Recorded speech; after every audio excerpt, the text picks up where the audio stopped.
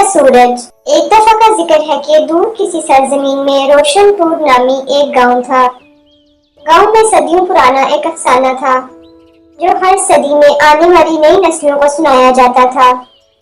وہ افسانہ مٹی کے سورج کے بارے میں تھا کہ ہر صدی میں ایک بار ایک جادوئی مٹی کا سورج مکمل طور پر کیچڑ سے بنا ہوا روشن پور میں نمودار ہوتا تھا۔ اس سورج میں یہ طاقت تھی کہ وہ ہر اس انسان کی خواہش پوری کر سکتا ہے جو اس تک پہنچنے کا راز پا سکتا ہے، لیکن راز دریافت کرنے کا سفر انتہائی رکاوٹوں اور مشکلات سے بھرا ہوا تھا۔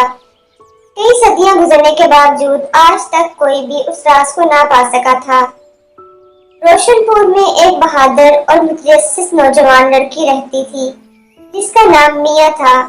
اس نے اپنے بچپن سے ہی مٹی کے سورج کی کہانیاں سنی تھی اور اس کے راز سے پردہ اٹھانے کے لیے ایک سنسنی خیز مہم جوئی کا خواب دیکھا تھا۔ جب مٹی کے سورج کے نمودار ہونے کا وقت آیا تو میاں ضروری سامان سے بھرے ایک بیگ کے ساتھ اپنی تلاش پر روانہ ہوئی۔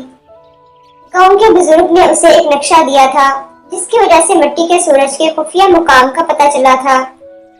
اس نے گھنے جنگلوں میں گھومتے ہوئے راستے کی پیروی کی، تیز ندیوں کو عبور کیا اور کھڑی پہاڑیوں پر چڑھی۔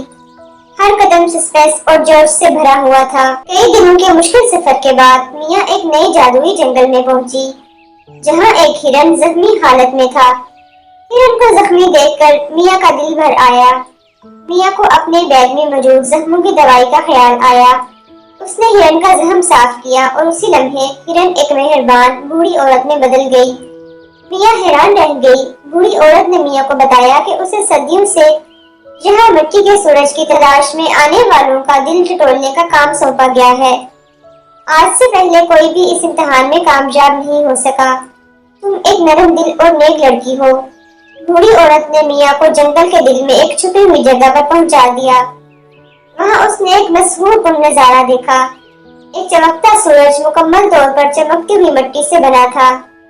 جیسے ہی میاں کیچڑ کے سورج کے قریب پہنچی اسے احساس ہوا کہ اس کا سفر بہت دور ہے۔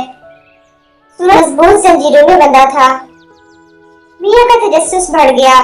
اس نے اپنے نقشے کے ذریعے جاننے کی کوشش کی اور جوابات کے لیے اپنے دماغ کو گھیر لیا۔ گزرنے والے ہر لمحے کے ساتھ تجسس بڑھتا گیا اور گاؤں والے دور سے میاں کا راستہ دیکھ رہے تھے، یہ دیکھنے کے لیے کہ میاں کامیاب ہو پائے گی یا نہیں۔ اچانک ایک ہلکی ہلکی آواز گونجی اور ایک زبردست آواز کے ساتھ سورج کی زنجیریں کھل گئیں۔ مٹی کے سورج نے میاں کو اپنی صوفیانہ توانائی میں لپیٹ لیا۔ جیسے ہی روشنی کم ہوئی میاں نے خود کو ایک شاندار دروازے کے سامنے کھڑا پایا۔ اس نے اسے کھول دیا۔ کمرہ شاندار خزانوں اور قدیم چیزوں سے بھرا ہوا تھا۔ سسپنس اپنے عروج پر پہنچ گیا۔ اس نے اپنے سامنے پڑے قدیم ہاتھ کو پڑھا۔ اسی لمحے میاں نے مٹی کے سورج کا راز سمجھ لیا۔ اس نے بیلوسی کی خواہش کو پورا کیا تھا۔ مٹی کے سورج کا خزانہ اس کے لیے تھا جو اپنی طاقت کو اپنے بجائے دوسروں کو فائدہ پہنچانے کے لیے استعمال کرے۔ ایک نئے احساس سے پرجوش میاں نے اپنی خواہش ظاہر کی۔ وہ اتحاد، ہم آہنگی اور خوشی کی خواہش کرتی تھی کہ وہ روشن پور اور اس سے باہر پھیلے۔ مٹی کے سورج نے اس کی خواہش پوری کر دی اور زمین پر خوشی کی لہر دوڑ گئی۔ میاں ایک ہیرو کے طور پر روشن پور میں واپس آئی، اپنی ہمت اور بیلوسی کے لیے مشہور ہو گئی۔ گاؤں میں ترقی ہوئی اور مٹی کے سورج کا افسانہ آنے والی نسلوں کے لیے خزانے کی کہانی بن گیا۔